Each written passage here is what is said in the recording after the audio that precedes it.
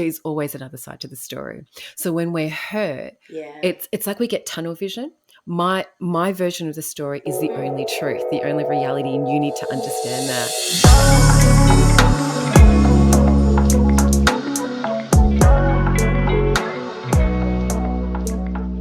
Hi everyone, welcome to the Lead from Love podcast. I am Yalini, I am your host and love coach.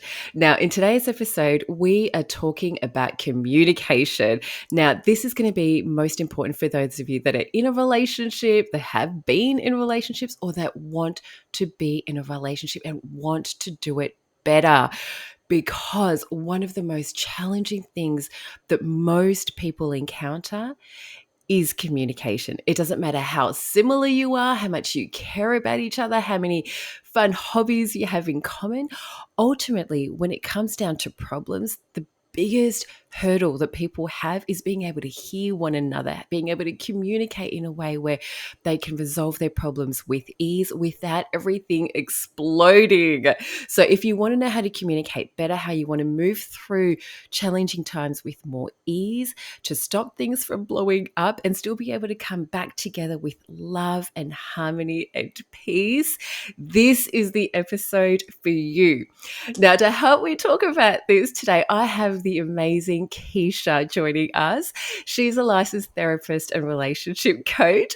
Now, she's been doing this from way back in 2011, focusing with couples counseling since 2015. She's trained in the Gottman Method. She's got a big faith in Jesus, which she incorporates into her work. Now, if you don't believe in Jesus or God, that is okay. This episode is still for you.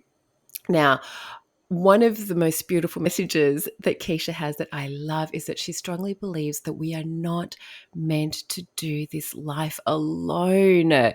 No one has to be alone in this world. We are meant to be part of a community. And the thing that rips us apart sometimes is how we fight, how we communicate when we don't feel heard.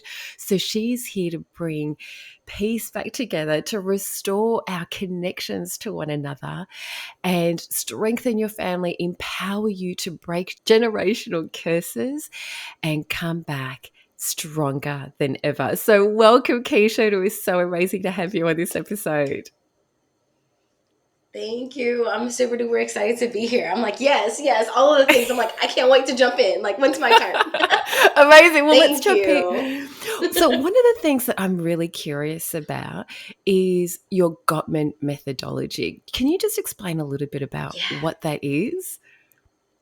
Oh, yes. Some people like see that and they don't recognize it, right? So it's like the best method for couples counseling specifically, right? So it's founded by Doctors John and Julie Gottman. They basically spent decades of researching couples, and it started with what they call the love lab. They literally put couples in like a fake house together. It was a lab, a fake house together, and they just observed them.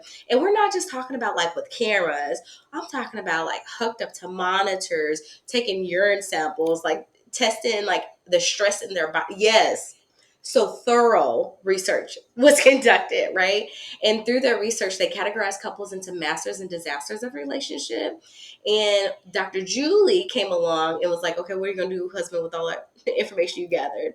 And she kind of helped to launch into the interventions that we use in the Gottman Method to help couples stay together. But through all of their research, they were able to predict with over a 94% accuracy if a couple would stay together or separate. Isn't that Oh, crazy? wow. And this is including urine samples. Yeah, like listen, I'm just like it's solid. It's solid. Okay, so this is observing how they communicate, how their body is responding in those moments of stress, Yes. and then how they Mm-hmm. come together Mm-hmm. after the challenge, I'm assuming. So that's where the interventions come in, right? So the research was just kind of studying like how people show up naturally and what kind of erodes healthy relationship. And that's kind of where we got that the category of masters and disasters, right? And then that's Okay. where I was saying Julie Gottman came in and she was like, okay, great research, great information to put out to the world, but are you going to teach people to how to like recover? So that's where we come in. We're trained in methods and skills of like, hey, this is how you recover. Like if you keep doing these things, you're going to divorce, period. But if you implement some antidotes, we can get it healthy.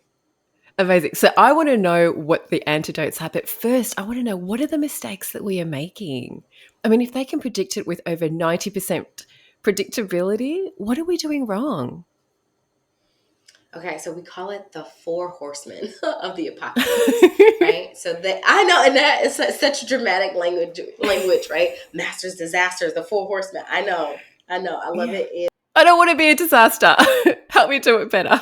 That's what everyone says, right? Not me. But the four horsemen are criticism, defensiveness, contempt, and stonewalling. So if you maintain those four things in your relationship, you're basically like guaranteeing that you're going to end poorly. Okay, I'm just taking this down for myself. So criticism, defensiveness, Mm-hmm. contempt. Contempt and Okay. and stonewalling. Stonewalling. Okay, can you flesh that out a little bit for us? Absolutely. So criticism, just on the surface, we think about like, oh, when you like verbally attack someone. Yes, and also in the Gottman world, what we say is whenever you try to describe a problem in your relationship, but you name it as a character flaw of your partner, that's criticism, right? Okay, so you did this. You never take the bins out. You never listen to me. It becomes the me versus you sort of scenario, where instead of blaming the challenge, you're blaming your partner as though it's their character. Absolutely. Okay. Yeah, like saying something is wrong with you. You're defective, and that's why our relationship sucks. And it's Yeah. like, ooh, Yeah. It's because you never listen to me. This is where we have problems. You right? never listen. You never Can understand me. I You're just never there for me. Oh my goodness. Okay, so these are the I common have to ones. say this.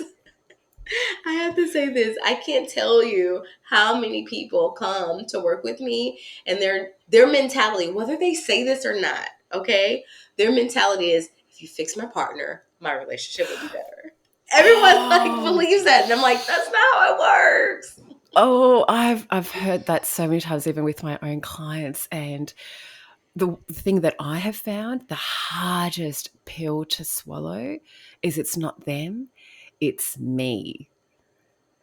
It is me. Mm, Even when you feel talk like you about have it. all of the facts, that you've done everything right, you've tried to communicate, but they are not listening to you, they are not changing. That is a big thing. We want them to change. Oh, Yes. our relationship would be great if only he was a better listener, if only he was more patient, if only he Oh my was a better gosh. listener. Yeah. Yeah.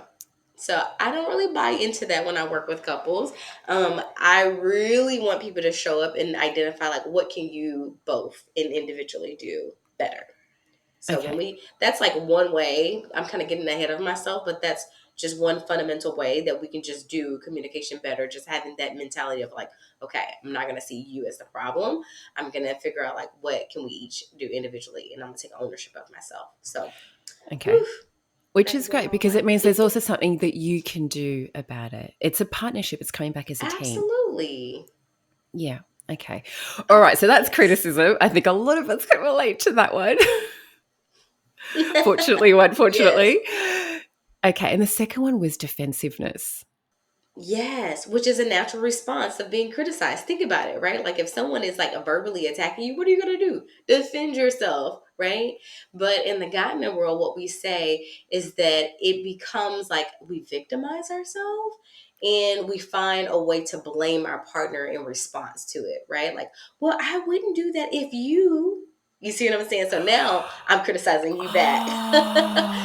But Oh, yeah. So defensiveness is just as bad.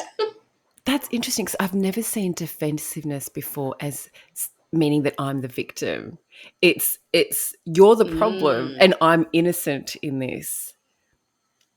yeah. Well, which is righteous indignation, right? Like, which is actually victimization. You're making yourself like, well, I'm not the problem. It's just because you are doing these things that I responded that way. There's no ownership in that. Oh, that's really interesting. No, because seeing yourself as acting like you're the victim in this situation, it has an uncomfortable association with it. Yes. Whereas when you're defensive as though you are right, it feels more powerful. because it Mm-hmm. almost feels like I'm right and you're wrong. Whereas I'm acting like the victim, and almost makes you feel like a little kid in a way. Oh, that's uncomfortable. Yeah. I think that's a really good perspective, actually, because if I'm showing up as a kid in a conversation, can I really problem solve? Because, like, what do kids do? Right? Like, I don't know if you're a parent. I'm a parent child. And what kids will do is like, me, me, me, me, me, what I want. If I just get what I want, it'll be better. Like, no, that's not an attitude to bring to healthy communication, right? Like, we're not going to really resolve anything if it's Oh. just about what you need and what you want and you get in your way. Okay, so it's almost like we're having a little kid tantrum. I mean, Okay, you said it. well, I don't want to be a kid having a tantrum. But also I feel like when we're defensive, we don't hear each other because we're so busy trying to defend ourselves that anything the other person says just shoots right off. It just bounces off. Absolutely. And then it tends to aggravate things, right? It escalates because I'm not hearing what you're saying. That's making you more frustrated. You're not hearing what I'm saying Right. because now you're trying to defend your position. And then that's how it snowballs out of Or looped. control. Yeah, yeah, exactly. Or you get caught in a loop and you can't actually problem solve and get yourselves out of it because no one wants to stay there. Mm-hmm. Which I think Exactly. leads beautifully into the next thing that tends to create. So our third one is contempt. Now, hear me when I say this. Contempt by itself is actually the single best predictor of divorce.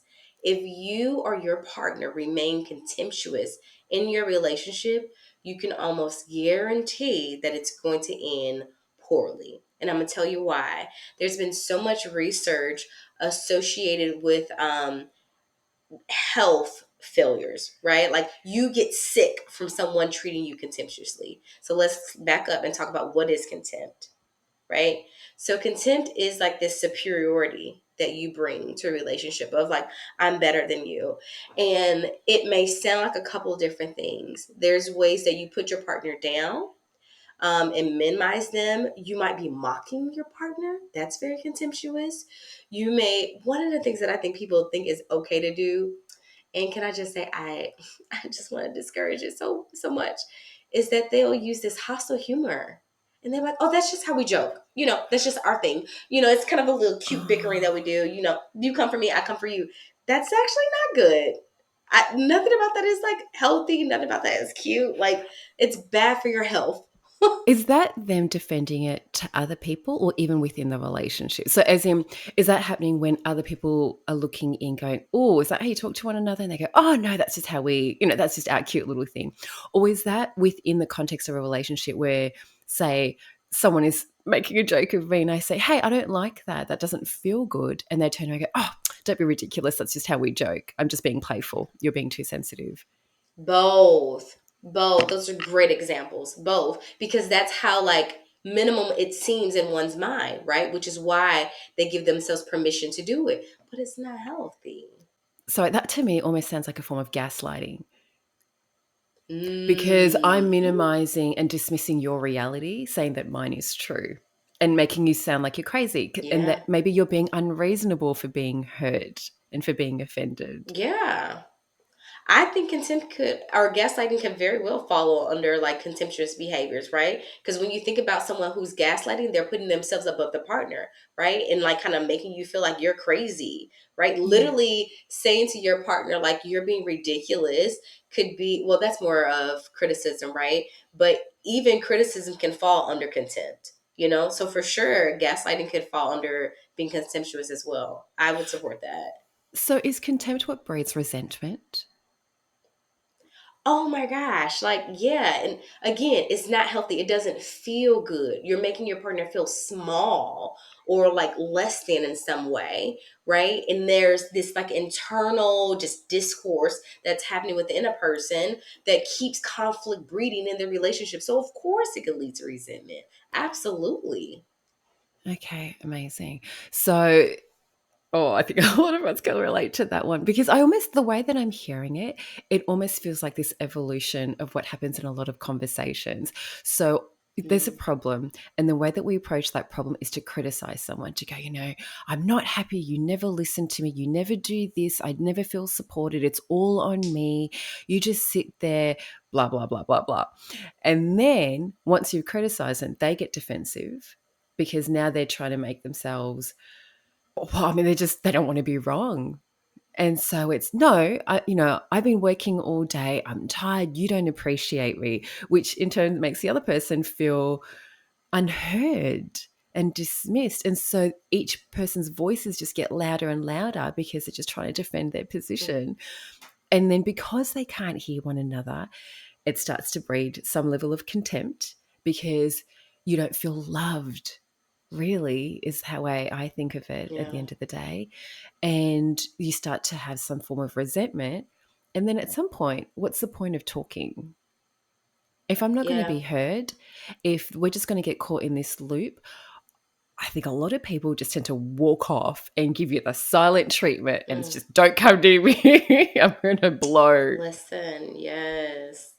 You're so right. Absolutely, which is what you're describing stonewalling, right? Like absolutely. And one of the things that we say is those first three, it usually takes a buildup, what you're describing, a buildup of those first three that results in stonewalling. Now, don't get me wrong, that's not the only way that stonewalling can show up. Some people just naturally stonewall. Some people come into relationships and they are stonewallers, and if you understand what stonewalling is, it's this shutting down, this disengaging. And the reason why most people shut down and disengage is because actually they're trying to self soothe within themselves. And some people think that if I shut down, it can't get worse, right? So some people use it as a weapon of like, I'm going to shut down and I'm just not going to engage with you. I'm not going to give you anything. Or matter of fact, I'm going to leave. I'm going to leave the room. I'm going to leave the house. I am done. And I'll just wait until it blows over, right? Like some people weaponize stonewalling in that way. And some people are just like, I'm just going to wait. I'm just going to sit here and not say anything. And then the conversation will be over and I'll be, whew, back in, it's like, no, that's not healthy conversation either. That's not going to get Oh, you wow. in a healthy trajectory. But some people will think that. I haven't thought of stonewalling before as self-soothing. I've normally seen it as a form of, as a weapon. Really, it's I'm going to shut down, and that's going to punish you because now you are going to just have to sit in this angst, and it's going to make you feel worse. You're going to have to sit there and try and figure out what you did because I'm Mm, hurt. I'm going to yeah. hurt you. Yeah. And that's true for a lot of people. And I see this a lot more with men, with the self soothing of, oh my gosh, nothing I can say, nothing I do is going to make her happy. So I'm just going to let this wave pass over because hopefully then she'll have gotten it out of her system and I can tiptoe my way back in. You're like on the money. You are on the money because what the research shows is like, I want to say it's like over 80% of the stonewalling happens in relationship for men. And it's because they're trying to self-soothe. So you're like literally on the nose, like, yes, yes, my men, you all stonewall, like it's nobody's business. That does not mean that we women don't stonewall either, or that we're not capable of it. We just see it more in men than women. Okay. All right. So what do we do? What do we do so that we're not approaching conversations Yes. with criticism and defensiveness and contempt and stonewalling? Because it's hard to do when emotions are high. Absolutely. That's so valid. Absolutely. So let's work our way backwards with that being said, right? When the emotions are high, that's when we tend to stonewall, right? Because we're trying to like regulate ourselves oftentimes. And what you should do is actually take a break. Call for a break though, right? We're not just going to shut down and like, And walk off. I know, and or walk off, right? And come back and be like, we good now? No, we're gonna be intentional. I shared this with you earlier. Like intentionality is like, it's what I do, right? So we're gonna be intentional. We're gonna say, you know what? I am feeling overwhelmed in my body. We call it flooding in my world. Like when your heart rate reaches above 100 beats per minute, you're Okay. physiologically flooded. Okay. And Okay. you literally cannot think clearly, right? Like your prefrontal lobe, you don't really have access to, right? Oh, so it gets shut down. I, yes, Yeah. Yes, I'm in fight, flight, freeze. Right? I Okay. can't hear you. That's kind of what you were saying. I can't hear you. I can't engage. I can't problem solve. So you need to take a break for everyone's sake. And what we found through the research is that a minimum of 20 minutes is how long you need to walk away from. That's how long it takes to bring that brain back online. But my friend, you cannot do that if you're constantly thinking about, yeah, this is what I'm going to say when I get back to the conversation. Oh, I can't believe that they did that. That's not what we mean when we say take a break. I love that you said that because immediately my thought went to what most of us are going to do is we are going to ruminate. We're going to go through it and go, this is what went wrong. This is what I'm going to say. This is how I'm going to get back to it. That is, yeah, but that's just exacerbating it in your mind. You are not getting out of that problem Yes. state. Yeah, you're keeping your adrenaline in your body rushing, which is keeping your heart rate activated. I can't calm down if my heart rate is like, yeah, like see danger, like fight the danger. Like, no, you have to relax. You have to self-soothe. You have to do something calming and relaxing. So that's what you're going to do during that 20-minute break so that you can bring your brain back online and you can effectively problem solve. Okay. So working our way then to contempt, that single best predictor, the scary one, instead of trying to like put yourself above your partner, you have to get in touch with your own feelings and using I statements instead of saying like, yeah, you're just this and that, or mocking you, or like, poking fun, making like literally laughing and making jokes at your partner or about your partner. What's really going on inside of you? Talk about Okay. that. Bring that to I, the table. I love Yeah, this because the advice I generally give my clients is talk about your feelings. And this isn't about you absolutely. make me feel mad, you make me feel frustrated, right? Because that is not your feeling. Yes, What you feel is I feel a Philly sad, word. I feel frustrated, and I don't want to feel this way. Because that requires a deeper level of Yes. vulnerability. Because the first one, I Mm. you make me feel is still an attack. It is still a criticism, which is still going to make them defensive. Yes, I couldn't have said it better myself. Absolutely, 100% agreed. Agreed. Like, come on, guys. This is the real vulnerability. Yes. And can okay, I have to because you just invited me, so I have to say this part. I hang my hat up on this, okay? Like professionally and personally, I live by this. In order to do healthy relationship with someone, specifically a romantic partner, but all people, you have to be willing to be vulnerable. You're not going to have authenticity in a relationship without vulnerability. Like what is that? That's not true relationship with someone, right? That's that surface stuff. So that's why in my work I really teach people to get down into the heart. Okay, like what's going on in your heart? What do you need? What does this person need to understand about you? What is it that you're like longing for? What is that you're afraid of? What disaster scenario are you creating in your mind that if you do this, then this is going to happen? Like, drop down to your heart, and we won't have so much like reaction, right? That hypervigilance that we bring. You won't necessarily have that. So, get in tune with your feelings. Yeah. I love that because I'm big on vulnerability and I'm big on heart and connection. Yes. And what I see time and time again, and I've experienced this too. So I've had my own journey. This isn't just something that I preach. I've had to Oh, go through those lessons. And it is challenging, especially when you've been hurt, to be vulnerable, because yeah. Mm, often the reason that we get so defensive is because we're in our ego. It's mm-hmm, all about self-preservation. That protective part mm-hmm. of us wants to keep our identity intact. And so when we've been Period. hurt, it's I'm not wrong and I have every right to feel this way and you need to apologize because otherwise it's like a part of us crumbles. And the Yeah. hardest thing in that moment often is to go, let me open even wider because we've been feeling hurt. We Yeah. don't we don't want to open Interest. up the risk of more pain and more suffering. And so our ego goes into you did this. You did that. You Right. you you made me feel bad. This is your fault and you need to make it better. And so it is Mm, so tough to then go, okay, maybe this person isn't trying to hurt me intentionally. Maybe no one is at fault here, but maybe I just need to say that I want to feel more connected. I miss you. And that is a hard thing to say when you Yes. are mad. Yes. It is hard to go, I want to have more fun Yeah. with you. I want to connect. And I just feel really sad here and I feel like crying and I'm hurt. Right. Oof. Yeah, you're like all up in my like, girl. Yes, come in the room. Okay, we're on the same page. Amazing. Yes, definitely, without a question. Like, yeah, like I would also word it pride, right? Like when you say the ego, that's pride. So coming from a biblical standpoint, what are you gonna solve with pride? Nothing. Nothing. Like over Yeah. and over again, from a scriptural context, we are encouraged to be peacemakers and display humility. Now, let's be clear. I ain't told nobody to be nobody's doormat. Don't you go be no doormat, right? But Yes. be humble in your heart, right?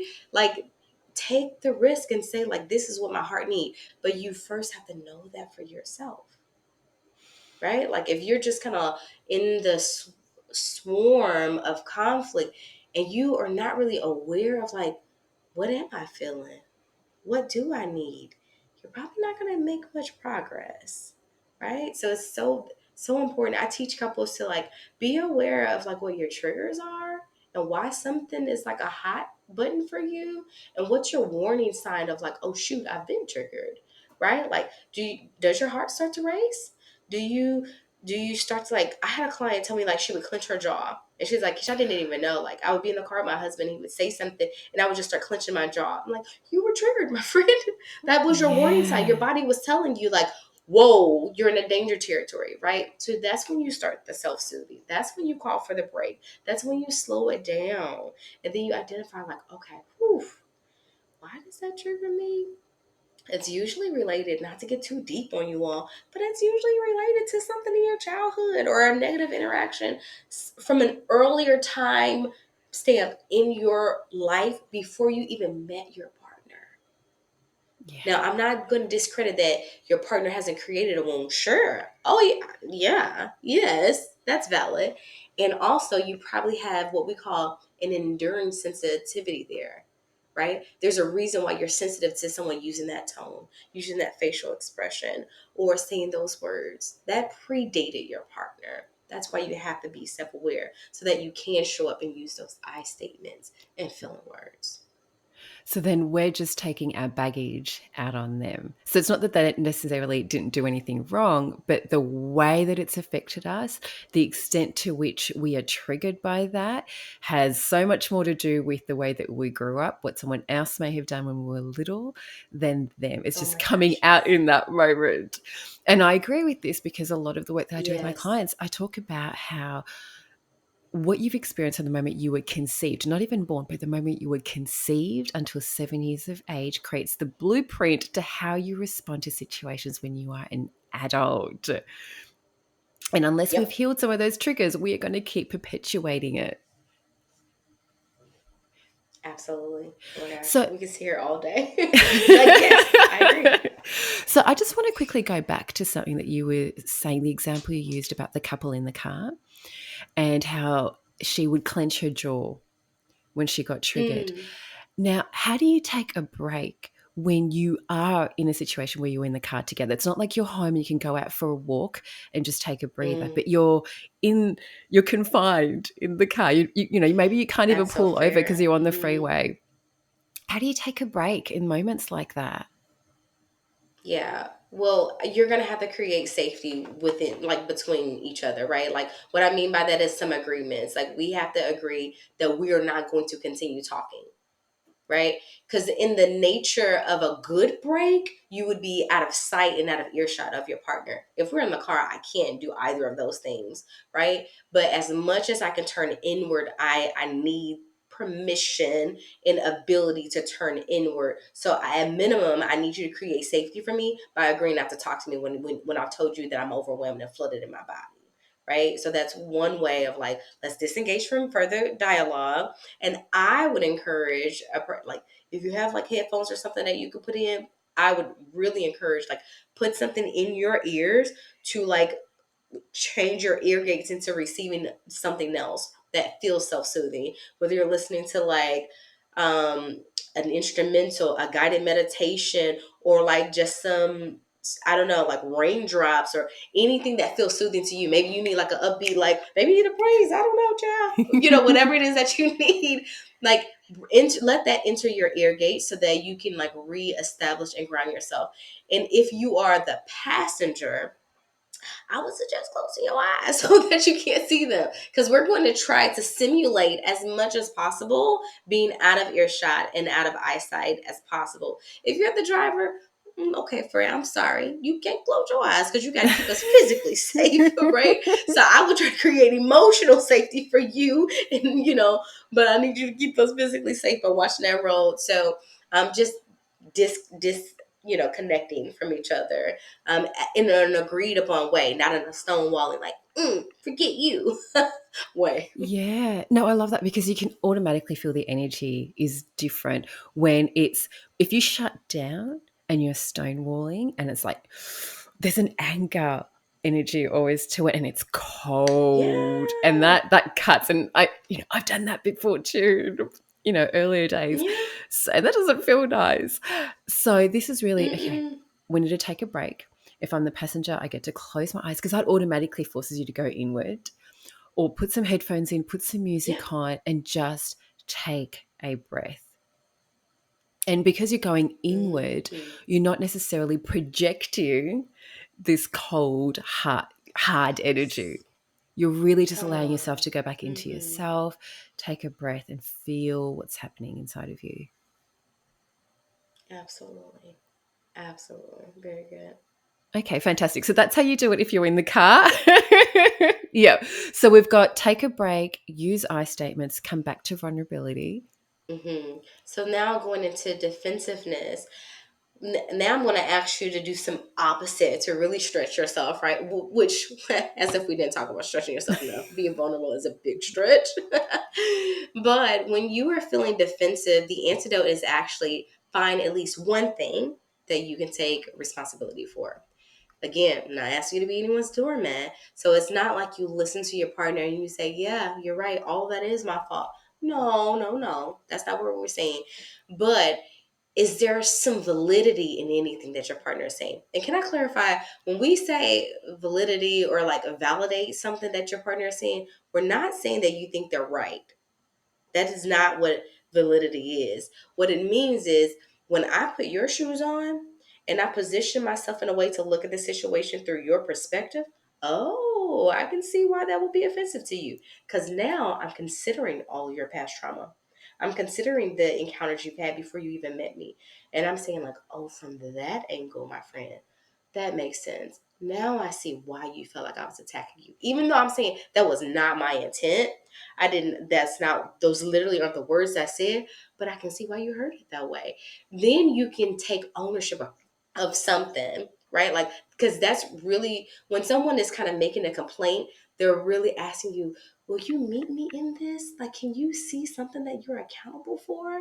And by taking responsibility of at least one small thing, you're saying, like, I can meet you in that, right? So take responsibility where you can. There is so much that I love about what you just said that I want to unpack a little bit. Yeah, Because one, being able to see someone else's perspective helps validate their feelings. And often that's all we really absolutely. want, because the moment someone dismisses us, it makes us feel like we're crazy, which is so much more aggravating. Yes. So sometimes Right. it's just hearing the words, "Oh, I'm so sorry. I completely understand why you're upset or you're mad or you're hurt." It makes complete sense. Instantly, especially as a woman, sometimes that just allows you to relax and go, "Okay, I'm not crazy. I'm Yes. glad that someone it's like you get me. We feel understood." And that just opens Mm-hmm. up the gates for healing and communication. Then I can listen to problem solve. But the other thing that you mentioned is it's not about being right or making someone wrong.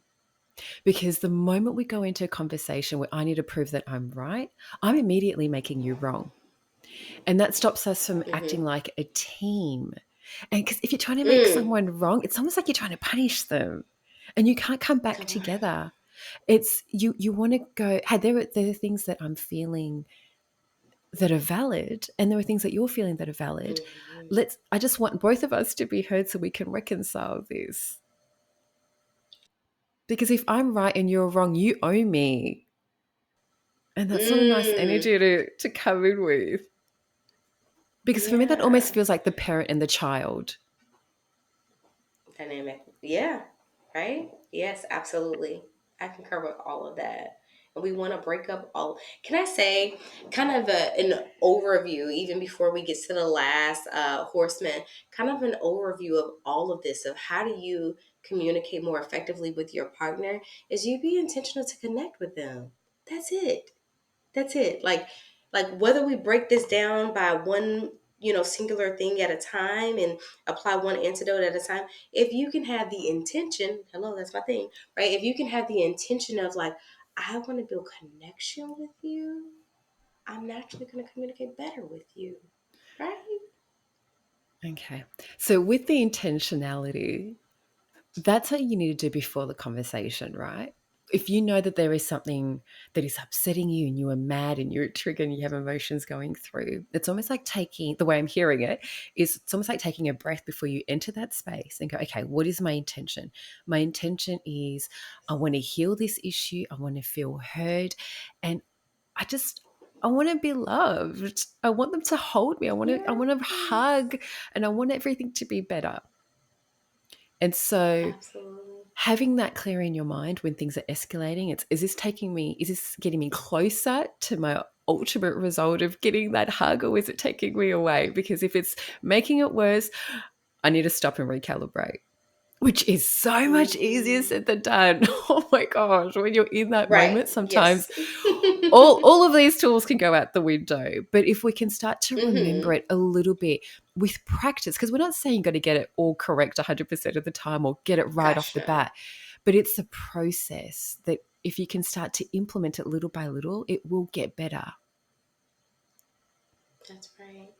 So, can I say this actually slides us right into the last antidote? So, when we talk about criticism, the antidote is using a gentle startup. A gentle startup is a formula that says, I feel blank, again, knowing your feeling words, about what was the situation that bothered you, I need. So, if you know your intention going in, and you can communicate on the hour of like, oh, I need blank. And I like to add, I tell my couples this is my caboose, right? So what the Gottman say, I feel about what I need. My caboose in the Keisha language is, can you do that for me?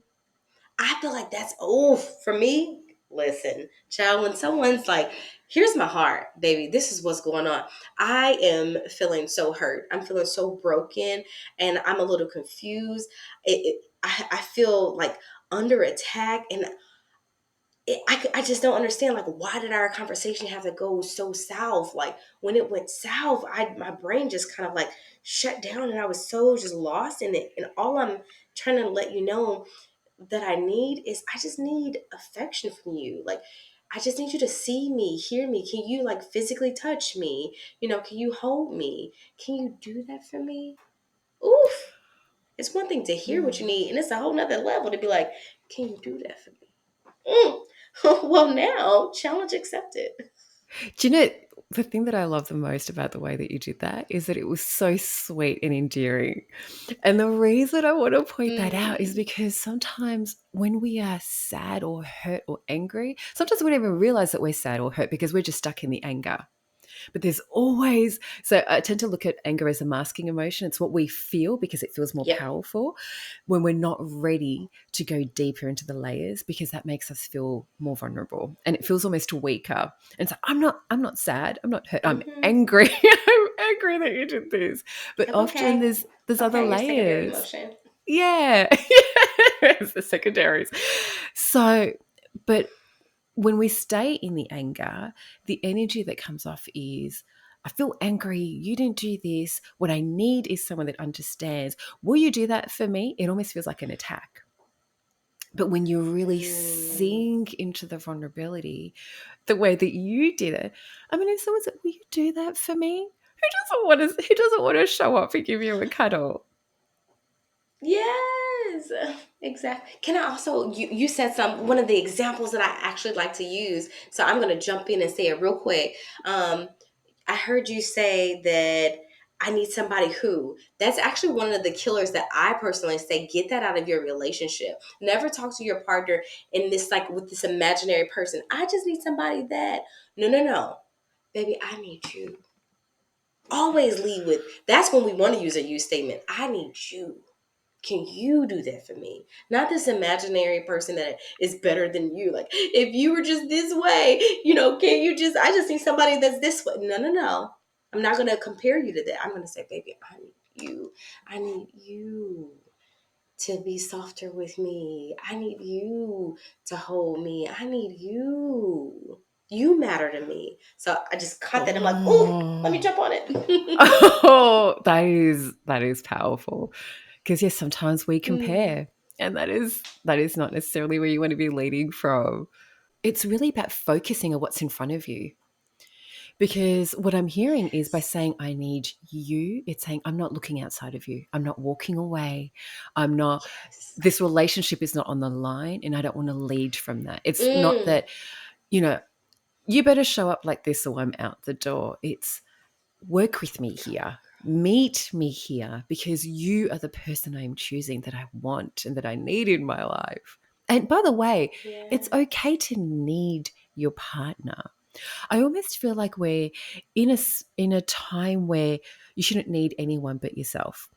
I Mm, don't need you, but I'm choosing to have you. And one of the things we talked mm. about is we're not here to do this life alone. We are herd Come on. animals. We are meant to be part of a community. We need connection. And so it's okay to Yes. need that person next to you or to feel like together you are stronger, you are better, and to feel loved and Hmm. connected. That is a good thing to need in a relationship. They are healthy things to Yes. have in your life. So it's okay to say, I Absolutely. need you. I need you to hold me. I need love and I want to feel connected to you. When you said that, people are scared to say that I need my partner and that whole mentality that we get trapped in, I don't think people remember that literally in prisons, isolation is used as a form of punishment. Like, so to go into an isolation chamber is a form of punishment. But yet, in not needing someone, we make ourselves an island, which is so unhealthy. You were literally like when God created man and woman, it's because he said that it's not good for man to be alone.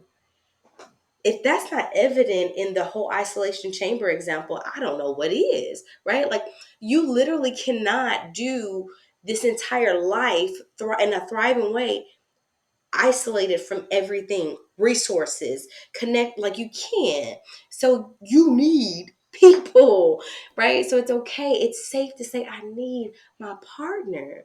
That's why I chose you. Yeah. Well, I mean, this is what we experienced with COVID and lockdowns worldwide. Mm, For people, isolation caused depression, it caused suicide. It was a challenge for mental health. Even for people that were introverts, yep. there were a lot of introverts that said, yeah, at the start it was okay, but ultimately I felt really alone. We need human connection. That is part of being Yeah. human. There is nothing wrong with that. Yes. It's a beautiful thing. And the reality Very is, beautiful. even when we take time out to focus on ourselves, which can be a really beautiful thing, a lot of people still spend such significant time and energy investing in looking for someone. That's why there are so many apps out Mm, there. Because even when you want to be happy on your own, most of us are still looking for a relationship. mm-hmm. And Mm-hmm. there's nothing wrong with that. It's beautiful to want more love There's because it's nothing not wrong with about that. being deficient in yourself. It's about creating more of that beautiful energy in your life. And then you get to share it with everyone around you because when you're happy, Yes. that has such a beautiful ripple effect in your world. Okay, so we want to keep people Absolutely. connected and together. So we've got some of the strategies there, the last one you said is a gentle startup. Something I also add is you make the appointment, because often, especially as Mm, women, we've ruminated for a while when there's been a problem before we actually speak about it. And ladies, even when you think it's obvious, a lot of men are clueless around something that's been eating you up. The way that I approach it sometimes is about making an appointment, which is kind of like the gentle startup. And it's, hey, I've got something on my mind that's upsetting me. Can we talk about it? Is now a good time or later? Because sometimes the challenge is when it's been building up inside of us, the moment we're ready to talk about it, we want to let the flood works out. we're gonna right. spill. It's like my window. Yeah, but it's not necessarily their window, which means they're not necessarily in a place or headspace where they can hear you. To So receive. unleashing in Mhm. that moment when they're busy and distracted, you're not going to get the resolution that you want. So it does require a certain No. level of being able to hold it together Yeah. before so it's make an appointment, have a gentle start up to the conversation, so you both know you're in a headspace where, okay, there's a challenge here and I'm showing up ready to listen. Okay, were there any other steps? No, no, like you summarized that well. And what I would just say, like the appointment that you're talking about, so there's this magic 6 hours of intentional time to pour into your relationship or marriage that in the Gottman world we talk about. And the appointment is what we call as having a weekly state of the union, where we sit down and we actually talk about the highs and the lows. We review, like, hey, how can we celebrate ourselves and how we show up in our relationship, and what areas do we need to kind of target and talk about, of like something that's been affecting you. So yeah, definitely make the appointment. Have that as a regular standard in your relationship, to be intentional, to maintain healthy communication. So how often should we be having this review of the relationship? So this isn't just a conversation you have when there's a problem. This is a conversation that you have to connect in, to be able to constantly check in on the health of your relationship. Yes, weekly, once a week at is all that's encouraged. Just once a week, just have a sit down. Some people might do it like, hey, this is our Friday night dinner discussion, right? Where we review. All right, baby, I'm so proud of us, like for making sure that we kept our date nights. I'm so proud of us for like being a little gentle. I had some stuff going on at work. You were just so, you showed up for me.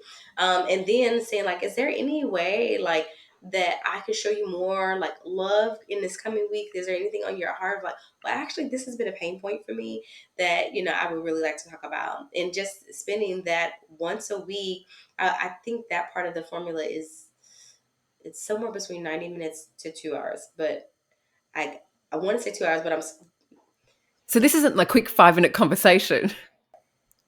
no, no, no, no. Those quick 5 minutes, those are what we refer to as our rituals of connections, right? Like in the morning, you might have a 5 minute connection where you say, hey, what are you excited about today? What are you looking forward to when you go out the door? What's something that I can check in with? That's our like little 5 minute check in. But these conversations, no, we're being mindful of like, how can we show up better next week? And I'm imagining that, because when things are going well, I feel like those are the sort of check-ins that go out the window, because you just think everything's great. There's nothing we really need to talk about. Totally. But it's when there's some tension that's building that those conversations are really needed. But it sounds like this is just something you should do always, even when things are good, because sometimes you don't know what your partner is feeling and what might be stirring inside of them. That's So exactly. if you can pick it up early, it stops escalating. It stops being a bigger problem. But Mm-hmm. it really takes two Yeah. people choosing to show up, choosing to want to work on That part. themselves and the Mm, relationship. Because you can't do this, it's not a yes. one-sided conversation, right? No, not at all. Not at all. Like we're talking about healthy communication here. We have to make space for each other. Amazing. All right. So I feel like I could talk to you for ages. There is so much more that I would love to flesh out Same. in this space, because when it comes to relationships and love and communication, there are so many layers to this, but I'm conscious of time. So before we wrap up, is there anything else that you want to add that we haven't touched on? Oh man, I don't think so. Nothing that comes to mind. I'm like, that was pretty meaty. Yeah, just the intentional piece, right? Like, leave with love, kind of like your whole motto, leave with love and seek. This is what I will say. Seek to understand first. A lot of times we come in conversations and we want to be heard, but I'm going to encourage, and this is like a biblical principle too, but it's applied biblical, whether you are a faith of no faith or anything, seek to understand first.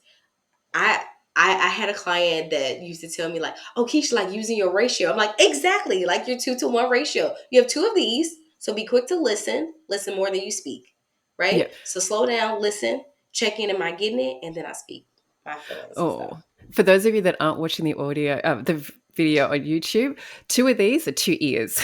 We have two Oh, ears sorry, and one mouth. Oh, so sorry. we should be doing double the listening to speaking. Oh, that is a tough one when you are in it. I know. But this is great because often there's always, well, not often, there's always another side to the story. So when we're hurt, Yeah. it's like we get tunnel vision. My version of the story is the Mm. only truth, the only reality, and you need to Oof. understand that. And often, I cannot tell you the amount of times that I've had challenges where I thought my version was the truth. And then there was no other way to look at it. And then I sit down and have a conversation, and they had a completely different perspective. And that's always a big Right. serve of humble pie for me because it's no matter Mm. how right I think I am, there is another story going on that is completely different to the way I've interpreted the events. Because from my perspective, if he did this, then it's so obvious that it means that he doesn't care or he forgot or, I'm not Right. important. Whereas actually, maybe they're really stressed out about something, or maybe they didn't forget, but then they felt hurt about something else. There is always Mm. another side. So sometimes it's beneficial to Yes. go, something happened that upset me, and listening to what their reality was, because that helps balance your emotions as well. When you thought you did this to me, it was, oh, it had nothing to do with me. It had nothing to do Right. with me. And it was just an unintended consequence. And I interpreted it differently, which led to my hurt and my anger. I love that you used the word interpret, right? You said that twice in that expression you just shared. And we talked earlier about like, hey, I have all of this stuff in my background of my life that has created sensitivities for me. So yeah, if you are not considering these things, of course your story, your version's not gonna look like my version. Prime example, between us right now, we're sitting here with two totally different rooms, right? From the lens that you're looking at me from this camera on, you cannot tell that there's a window right here. So you have no idea what's outside that window. But I could say, oh my gosh, there's this, and this, the third, right? And you're Yeah. like, I don't see that. It can't be true. Oh, because you haven't stepped into my position yet. You haven't leaned into my perspective. So of course Yeah. you can't see it. It's so funny that you say that. The example I often use about how two people can be in the exact same situation, same context, thinking you're having the same experience, but they have two completely different memories is at a restaurant. You're in the exact same restaurant, but often you're sitting opposite one another. And sometimes it means that I might be facing the inside of the restaurant, noticing how busy and bustling and amazing the vibe is, and you're opposite me facing the window. And so you're looking at the people Mm. walking by on the street, you're looking at what's going on with the cars. Mm-hmm. And so our memories of the restaurant are going to be completely different because I might be remembering the beautiful ambience and how cute and cozy it was. And you're just sitting there thinking, I mean, it looked nice from my perspective, but really I just saw the street. And it felt a little bit cold because it was cold outside. Right, but That's so you're good. in the same restaurant. And so you can, even in Mm. the same context, you can have two completely different experiences. Just like I can't see the Absolutely. window in your Perspective room. is everything. Yeah, absolutely. All right, I'm going to quickly wrap That's this right. up. We've covered a lot of things, so thank you so much for joining me. So, some of the communication breakdowns that we have, the reason that things escalate and we can't hear one another is because often we approach conversations with criticism.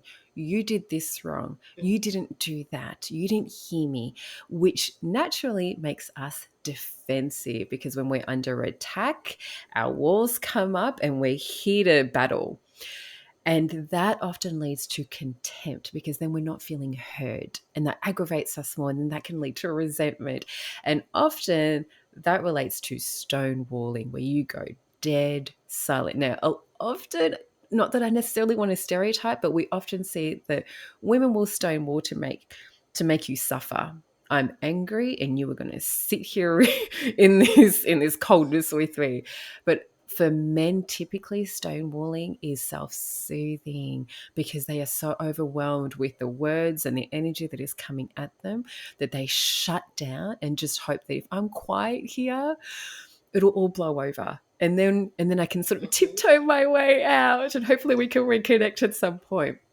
So instead of doing these things, instead of criticizing and being defensive and having contempt and stonewalling, what you can do instead is take a break. The moment you can feel all of those emotions feeling heightened within your body, you can feel your heart racing, you can feel hot, you can feel your jaw clenching, maybe you've been holding that steering wheel a little bit tighter, take a break. 20 minutes is a good amount of time. And if you can close your eyes or put something in your ears, listen to some music, go outside for a walk. Don't sit there ruminating, going over the problem over and over and over again, because that is not taking a break. You need to disconnect so you can take a little bit of distance from the issue and your current emotions, so you can come back with a clear head. And that is important, because that's when you can come back into vulnerability. And you can use I statements. I feel sad. I feel hurt. Not attacking them. When you did this, I felt angry. You made me mad. It's really going into those deeper layers of how you really feel. And it takes practice. And something I want to touch on is those I feel statements don't need to be complicated. I know a lot of us sometimes sit there and go, I don't know how I feel, but they are the simplest emotions. It's I feel sad. I don't feel good. I feel hurt. I feel angry. It's not more complicated than that.